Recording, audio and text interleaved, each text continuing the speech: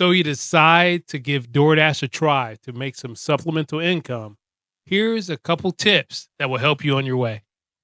All my life, been grinding all my life. All right, guys. So, yeah, normally you're going to hear videos and videos and videos of people just trashing DoorDash. But the fact remains, DoorDash is still one of the most popular ways to earn a little extra income without, needing much. You just need a phone, you need a car. That's pretty much all you need to earn some extra income. Now, whether that be to pay a certain bill each month or to pay all of your bills. Some people actually use DoorDash and other gig apps to make their entire month's rent and all their other bills. So I came across this post right here on Reddit, and it really had me thinking about it in a different way. Of maybe I can make a quick video on how to help someone who's just starting out.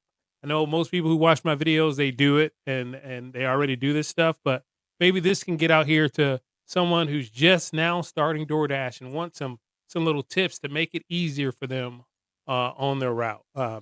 Right here, here's the post. My husband started dashing. His first day was terrible, as probably all our first days was. I remember my first day, terrible. Um, so we had to buy a new car. He doesn't work and has been looking for a new job. He said he would do door dashing to supplement the payment for the new car, he said, while he's looking for a new job. I had to buy him a new phone as well in order to support the app. He had an old iPhone 7 and it didn't support DoorDash. So he won't do any other apps, just DoorDash. So right now they got the car payment. They're trying to supplement that car payment. They had to already buy a phone. She didn't say what phone, but they had to buy a phone. So they're banging on. They needing this to work. They're banking on this to work. He tried an hour and a half during lunch yesterday. Drove 50 miles and made less than $20. Does this sound right? What advice would you have for him, or does he have to drive around aimlessly? Additionally, there's a few streets that the speed of traffic is higher than the speed limit. So going the speed limit would actually be more dangerous. Does DoorDash ding him for speeding or braking too hard? He was also complaining about the app talking over itself and telling him to go back to pick up food he had already delivered, as well as one person not even tipping at all. Yeah. So, how do you know if someone tips? We usually tip about 15% or even or between $5 to $10 when we do order our food. I thought tipping was supposed to be standard. Are we bad tippers? So I mean, she's got a lot. She got a lot going on in her mind. Like she wants us to work, while he's out there to be able to make this car payment. And I completely get it. I get it. If you're going to be out there wasting your time, you want to maximize that time. So let's say, was this a bad idea? And should I tell him to do something else instead? We thought DoorDash would be okay. Have to worry about a job he'd be required to be at. So, in other words, if he got a job interview, he can just stop dashing and just go right over to that new job interview and not have to worry about calling in or whatever. So it is the play for in between jobs for sure. It really is. I'm so stressed, and I've already put so much money into this being successful on top of all the bills we already have. So that's the end of her post there. I feel it. I feel for her. I feel for them in this situation that they're in with this. But there definitely are a couple of things I would recommend in order to be successful. Just starting out, just to start out. Of course, there's some advanced stuff.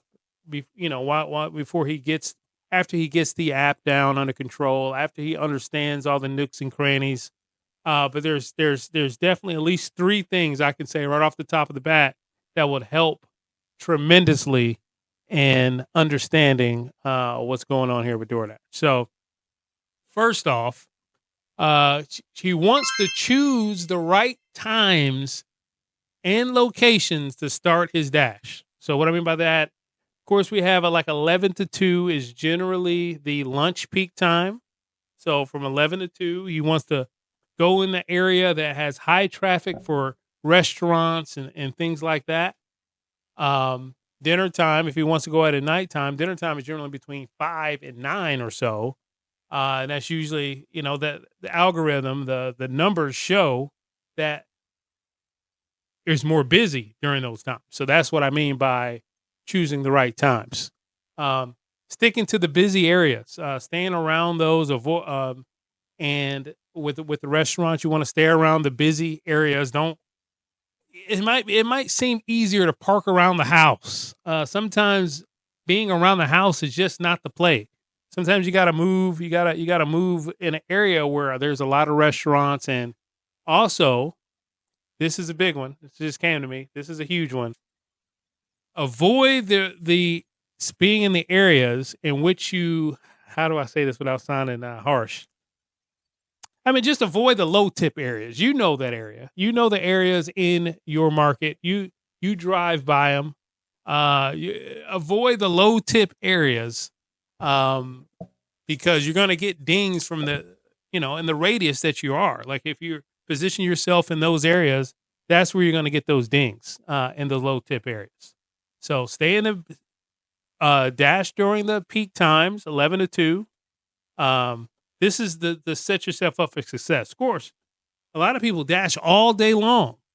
And of course, it's slower and then it gets busier and then slower again and it gets busier back at those peak times. But some people dash all day long. But I was always one to only come out during the peak times and then call it a day for sure. 11 to 2, 5 to 9. If you look back in the old videos on the channel, I used to do 2 a days. I used to come out at those exact times, 11 to 2 and not 9, but 5 to 8 or so. That's how I used to do it back in the day. So yeah, I mean, peak times are a thing. And the second big one here is be selective with the orders in which you receive. I know people are going to say this both ways, but there's only one way. There's literally only one way when you're just starting out to maximize your time out there to actually make money.